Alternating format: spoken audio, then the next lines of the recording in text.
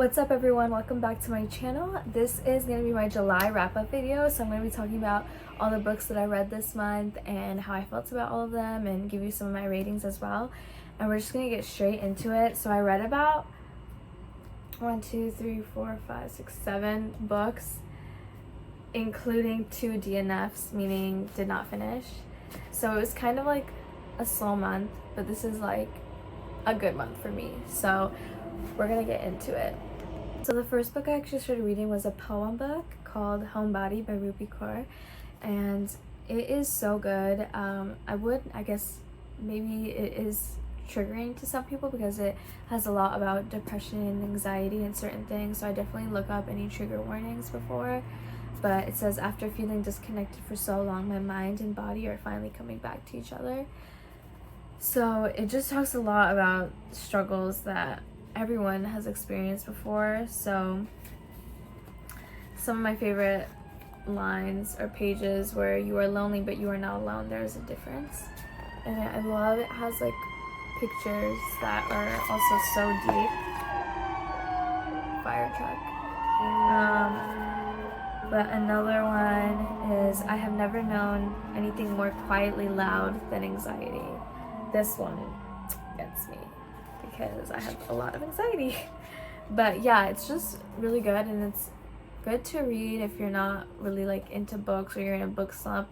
It's a nice poem book just to get into. They're a lot easier to read than like full-on books, but definitely recommend this to everybody. The next book I read was Girl Interrupted by Susanna Kaysen. This book, oh my gosh, was so good. I give it 5 stars. It talks about mental health issues and how this girl's experience was in the mental hospital, and it's just so good and I love it, and I tabbed it so much. And I think that if you're someone that struggles with just like psychiatric issues, it's a really good book. And even if you don't, you should read it to kind of get a glimpse into it. I think unless you have, you know, certain issues yourself, there's no way you can really understand what someone with mental health issues goes through. But this book comes pretty close to understanding it if you don't. And so I just love it, and it has some funny lines in it as well, and so I loved it. I tabbed it so much, and I definitely am going to be rereading this. But yeah, it's a 5 stars. Okay, next I read It Ends With Us by Colleen Hoover. This is actually my first Colleen Hoover book, so I had no idea how her writing style was going to be. I didn't really have much idea what the book was going to be about, but it was so good. I actually gave it a 4 stars, which is a really good rating. And it's about Lily Bloom, and she just graduates from college, and she's starting her own business of a flower shop. And in the book they describe the flower shop to be so cute and nice. And if you guys probably know that the movie is coming out, which was actually a big motivation of me wanting to read it. And in the trailer you can see like a bit of the flower shop, and it looks so beautiful. It looks exactly like how they described it, so I'm so excited to watch the movie when it comes out. But basically it's about Lily Bloom, and she opens her flower shop, and she has a journal that she reads, and you kind of get a flashback into when she was in high school, and she actually had a crush on this boy that was actually homeless, and she was like helping the boy. I'm not gonna like spoil too much about it, but she ends up like meeting him later on after she's in this relationship with this other guy that she meets that's like a neurosurgeon. He's so like hot to her or whatever, and it's just about that, and about how she ends up reconnecting, or not reconnecting, but she ends up seeing the homeless guy that she used to help in high school, and when she's 23 at like this random restaurant. And it's this whole story. It's very complex, it's very deep, lots of triggers in here, so please look up the trigger warnings for it if you're someone that gets triggered easily, or just, you know, needs that. Definitely look up the trigger warnings for this book. But I loved it, and I'm so excited to see the movie, and I'm very excited to read some other Colleen Hoover books next. So yeah, 4 stars for this one. Okay, the next book I read was The Love Wager by Lynn Painter. I loved Lynn Painter's Better Than the Movies, which is her young adult book. This one's like her adult romance book. I enjoyed it. I gave it a 4 stars though, because Better Than the Movies I think just set the expectations really high. That's like my favorite book. But this one was good. It's about 2 people, Holly and Jack, and they make a wager. So it's like a fake dating trope, and they make a wager to like date each other, fake date each other until they find like love themselves. Okay, so one of the books that I actually did not finish was A Not So Meet Cute. I actually even started annotating it, but I honestly don't remember much about it, but I will probably try to go read it again.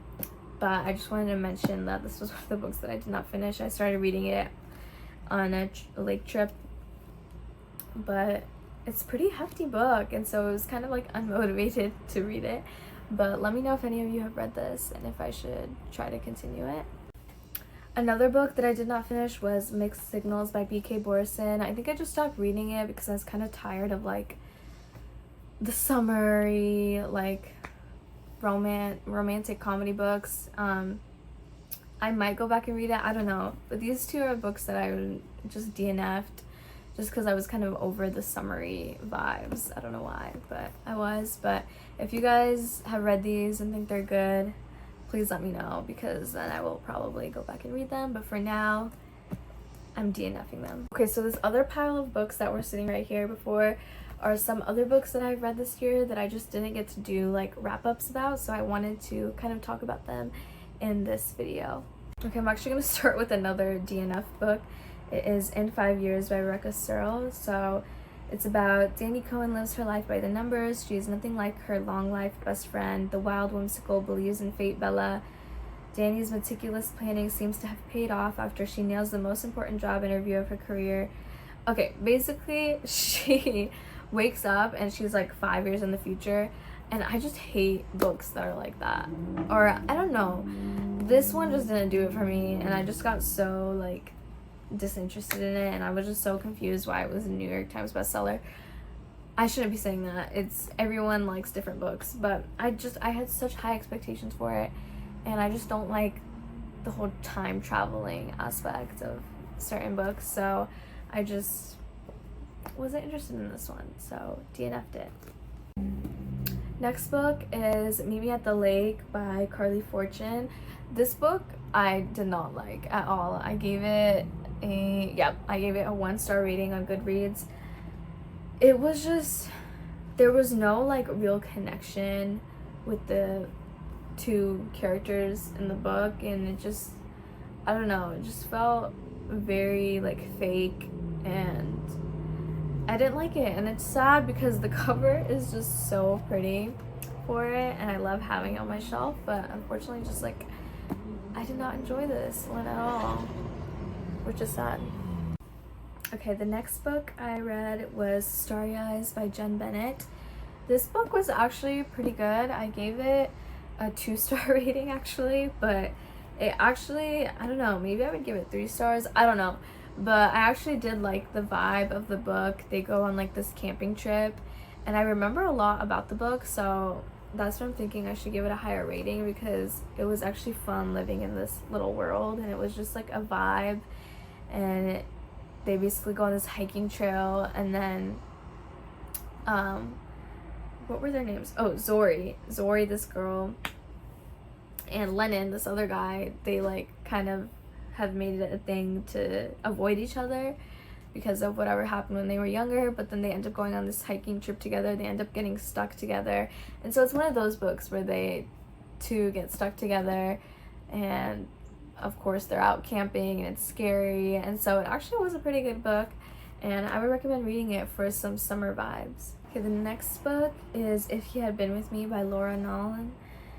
This one was pretty good. I actually gave it a 2 stars though, but the second book, If Only I Had Told Her, I gave it 3 stars. Honestly, only because I just really was wanting to read the other point of view, but it wasn't really what I expected. Neither of the books were what I expected. I had really high hopes for them, so I think that's why.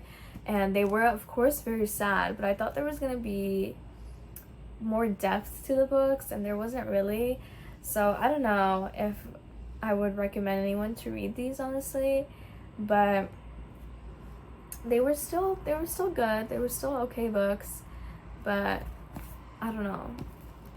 I was expecting a little more from these, so that's why I gave, 3 stars, 2 stars. Alright, so this is the end of my wrap up. I hope that you guys enjoyed me just yapping about my books, and hopefully we'll have some more 5-star reads next month.